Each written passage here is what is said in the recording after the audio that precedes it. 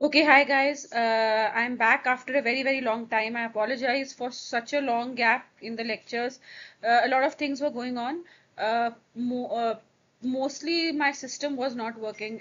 I was not. I had recorded some videos and I was not able to upload. And of course, we have covered quite a bit in the field of both hematology and cytopathology. So, firstly, I would request whoever listens to me, if you have any suggestions as far as histopathology goes, in what because it's vast. So, what would you prefer? Would it be the grossing techniques or something recent? If someone wants to study something, they can comment on the video. If whoever is listening to me, till then, my aim is not to make very big and very lengthy videos now. You have a lot of teaching platforms who are doing very well, so there's no point of that. But yes, what I again always I say, my purpose is not to teach you. You have a lot of good teachers who are there to teach you online as well as physically in your colleges. My purpose is, when I was a resident, the queries, even when I'm an assistant professor now, the queries that come to me when I'm looking at a case, I just discuss those. That's entirely my purpose and nothing else. So I thought of something interesting. I work in a pediatric setup with a lot of bone marrow transplants are done. So we came across some marrows where the clinician as well as us as pathologists were very confused morphologically what to label those marrows. So, and there are scenarios where you will not be able to use molecular or the ancillary workup per se to make a diagnosis. Those are benign diseases of the bone marrow. So, ascertaining the fact that nothing beats morphology. So you will make a diagnosis of a viral infection or a tuberculosis in the bone marrow only by morphology. You cannot use molecular, you cannot use IHC, you cannot every time. So today, there was this interesting case. Let me first shift to the images. Due to, of course, copyright issues and institutional issues, I'm not going to be discussing the case with you, but I will show you pictures from the net, which are similar. They are copyrighted. I mean, they are pictures with permission, which will, I'm match the case which we came across. So we came across a case of it's a ALL, which is being treated, is in the induction phase of treatment. So we get a lot of those bone marrows, fine. Now it has not been a long time, but the child for the past 2 months has, or maybe 1 month, is having persistent pancytopenia, occasional episode of fever initially. So what we of course the clinician did a marrow, because the kind of CBC response you expect in the induction phase, they are not getting that ANC. The platelets, the hemoglobin, the TLC, the ANC, everything is quite low. But the child clinically does not give symptoms of relapse. So now, see, with pediatric leukemias, be very, see, I'm again discussing the pitfalls with you. With pediatric leukemias, you cannot, and I think I can very safely now say with adult cancers, you cannot say that this follows the dictum. It does not follow the dictum. There are a lot of ups and downs. So when you are an MD, post MD senior resident, please, when you are trying to diagnose a case, remember that whatever was given as a standard in your is still given as a standard in your textbook, like Barbara, Baines, etc., might not be true when you see the case. So when we saw the bone marrow aspirate was a bit hemodiluted but had a lot of erythroid cells, some with megaloblastic changes, imprint similar. When we saw the biopsy, of course, there were few atypical hematogone like cells in the aspirate when we had seen them, and a few query virocyte like cells. Very uncommon to see bone marrow showing virocytic changes or virocytes. So first point, if I want to look for a virocytic change in the bone marrow, what will I look at? Look at the lineages first. Viral induced change will always suppress lineages. Remember that. It will not cause a proliferation, it will suppress. Now, there are certain viruses which suppress all three lineages.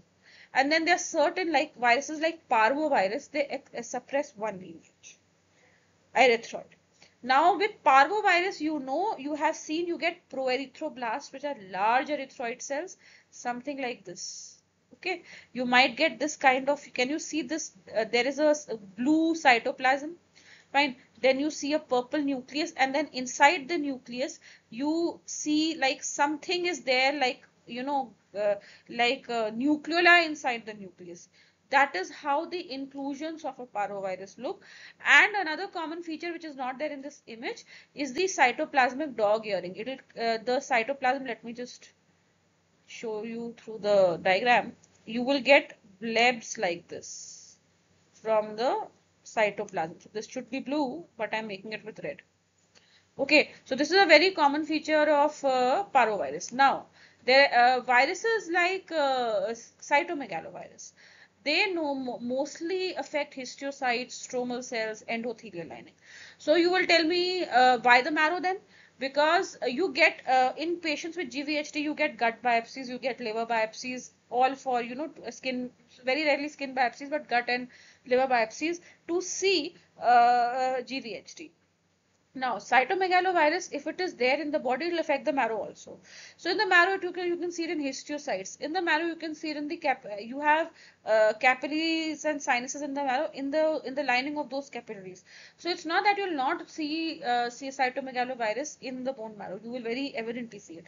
But there are other non such classical viruses like if you remove parvo, there's HSV. HSV can affect systemically. There are other viruses, adeno, etc. So every kind of virus can affect. Certain viruses have certain features. Like for CMV, you look at the size of the cell and then a very large smudgy nucleoli. For parvo, you have to look at suppression of all the erythroid lineage with only proerythroblasts. Other viruses might cause a trilineage suppression, might cause a unilineage suppression. So when isolated anemia comes to you in a child or an adult, isolated anemia, persistent, history of fever present, think of parvo.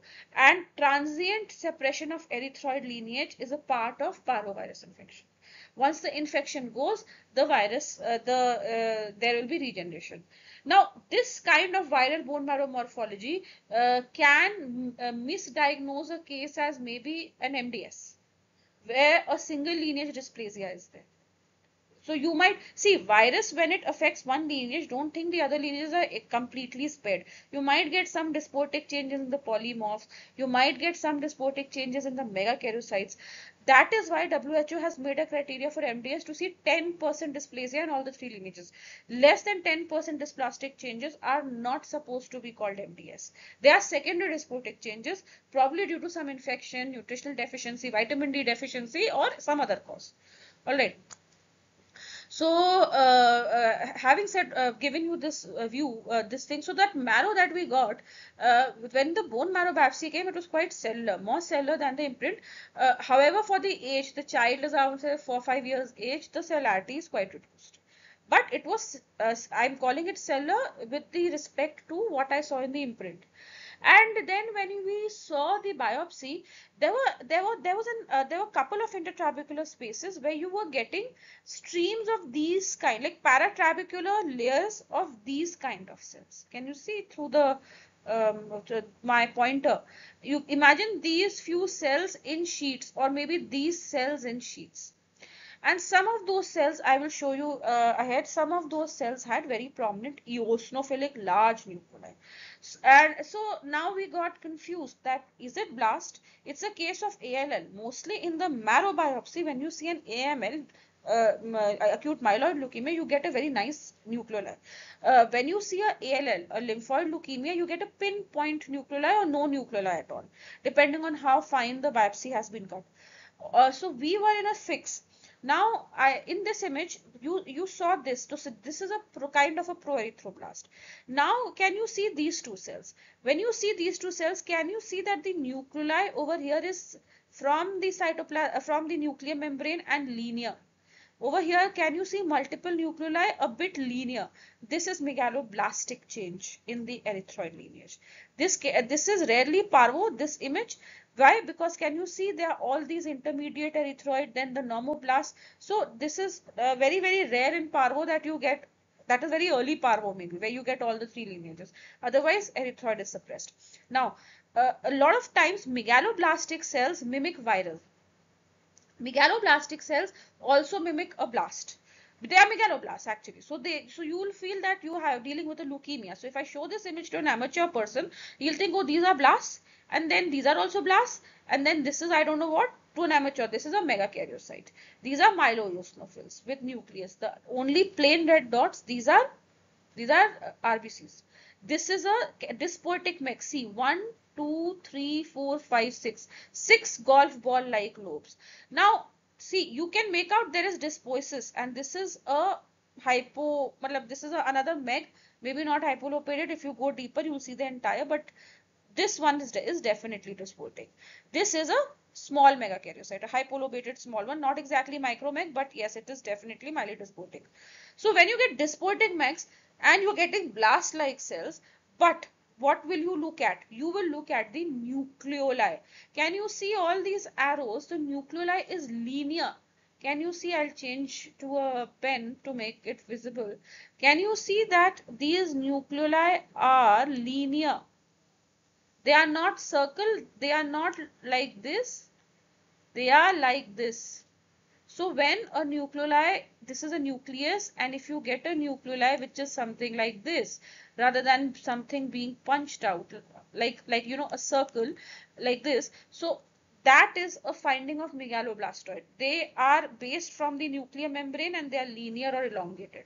That is a megaloblast, that is not a blast, that is not a viral inclusion, that is a megaloblast. So this could be a megaloblastic marrow and nothing else. And to a immature person, it might look like it is a blast. Fine. See, the linearity is quite clear over here. Let me again shift to the pointer. Look at the cell here. How linear is the nucleoli, and it is based from the nuclear membrane. See this large eosinophilic inclusion, this is a CMV inclusion, and see the size of the cell, and around the inclusion there's a clearing because these inclusions are viral protein and trapped inside, and then all these are stromal cells. So when you get some, so in our case we were getting something like this also, and we were getting megaloblastic cells also, and we were getting blasts also. So what we did was we did an immunohistochemistry because it is a flow diagnosed case and what we did a CMV IHC, we did a TDT and a CD34 because it's a BLL. Now the CMV IHC has come out to be negative even if we are getting remnants of these kind of cells. TDT is positive. In bone marrow biopsy, you do not give the percentage of blasts. You comment upon the cellularity. The percentage of blast should be commented upon in aspirate or on flow cytometry. Okay, so we were getting a subset of TDT positive cells, but those TDT positive cells, you need to interpret comparing it to the baseline flow cytometry. Plus, IHC is not the ideal way to comment upon the remission status. It is just our tool to, if I was getting sheets of TDT positive cell, then of course things change, and 34 is internal control positive with occasional 1 or 2 cells showing positivity. Now remember, a marrow post chemotherapy is regenerating. What are blasts? They are normal in the marrow. Fine. Every marrow will have a blastic cell to form mature cell.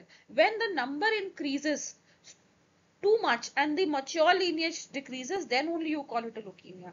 So a regenerating marrow might have these precursor cells which are taking up precursor markers. So it is not something, very dangerous or something. Now can you see this is a parvovirus? Can you see this? This is the inclusion. Here the blebbing is not so good, but can you see these inclusions inside the nucleus and then a lot of erythroid cytoplasmic vacuolation? This kind of picture you will also get in this kind of vacuolation. You might also what are cells with dense basophilic nucleus, cytoplasm and vacuolation? Burkitt cells infiltrating the marrow. Now Burkitt cell you will not get these inclusion like cells. You can see acute erythroid leukemias will look exactly like that because erythroid cell is having the dysbiosis and the leukemic feature. Inclusion is not very prominent in that. You will get changes in the CBC where you might get NRBCs in the peripheral smear. You might also get proerythroblast and erythroblast. The counts might be high, and marrow will show sheets of erythroid cells. So when there are sheets of erythroid cells, how can it be parvo? It cannot be, na, because parvo suppresses and you get few proerythroblasts. So even in those you get these kind of vacuolation, but this per se is more like a parvo, although I'm seeing a remnant or here a few NRBCs. Okay, so it might happen, but their percentage of these mature erythroid cells will be very less. Mostly you'll get erythroblasts.